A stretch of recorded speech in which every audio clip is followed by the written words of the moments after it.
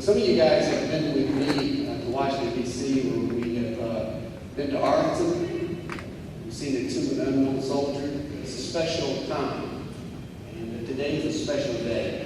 I want you to take a moment of silence just to reflect on what the men and women are doing for us right now for our freedom. So let's do that. Oh, say can you see by the dawn's early light what so proudly we hailed at the twilight's last gleaming, whose broad stripes and bright stars through the perilous fight o'er the ramparts we watched were so gallantly streaming, and the rockets rang there, the bolts bursting in air. It proved through the night that our flag was still there. Oh, say does that star-spangled banner yet wave o'er the land of the free and the home of the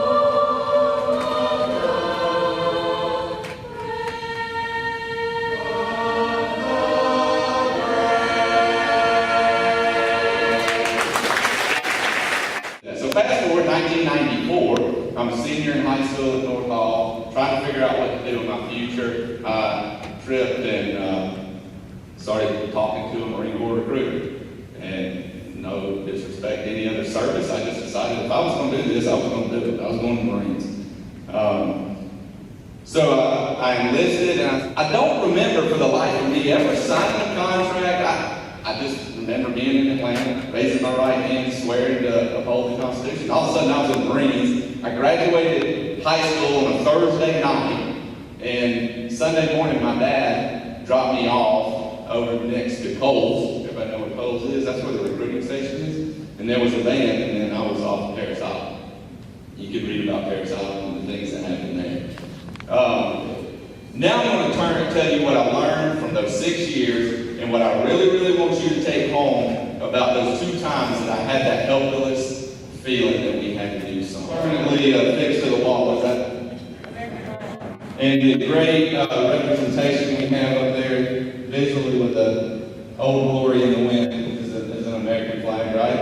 And then here, what is this? It's an American flag. This is a focus for just a minute on the flag to the right. I would assume that's a fabric flag.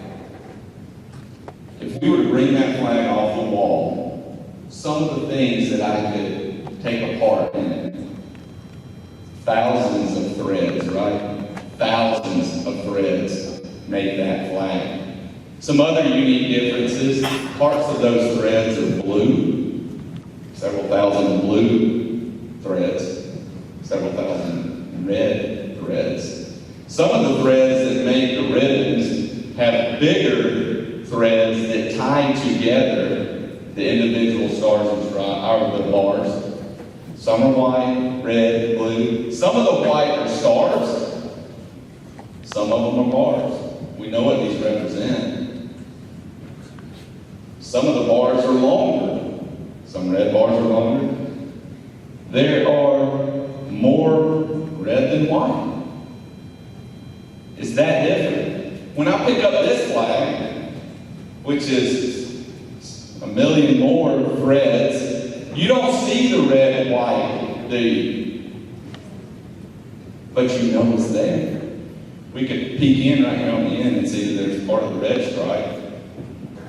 But it's different, right? It's different, but it's still what? An American flag. It's still that symbolism of freedom. See, if we could magically bring all these pieces to the American flag to life, and these threads could fill this gymnasium and talk to us. I know it's a farce.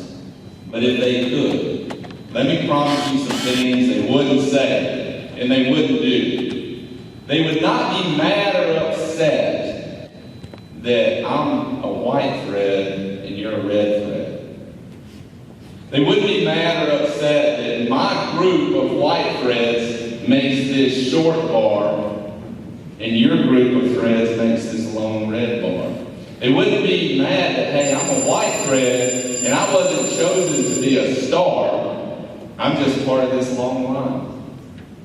None of that would happen. They wouldn't be mad to say I'm gray and black and I represent the same thing that the red, white, and blue does, but I'm gray and black. And because I'm not red, white, and blue, I now have to go with a soldier or a Marine or an airman or a sailor into a foreign country and fight for freedom. They don't say that. You see, because the way American flags are made, what I learned on Parrish Island in 1995 is the way America should be made. Our differences are what unite us. We cannot focus on how we're different. If we were all the same, what would all these squares be? Rectangles. Just a block of whatever color, and it would represent nothing, right? But see, what we represent, men and women, is America. We need men, we need women. We need boys, we need girls, we need every color, every race, every religion, so that when we weave our fabric together, we're stronger.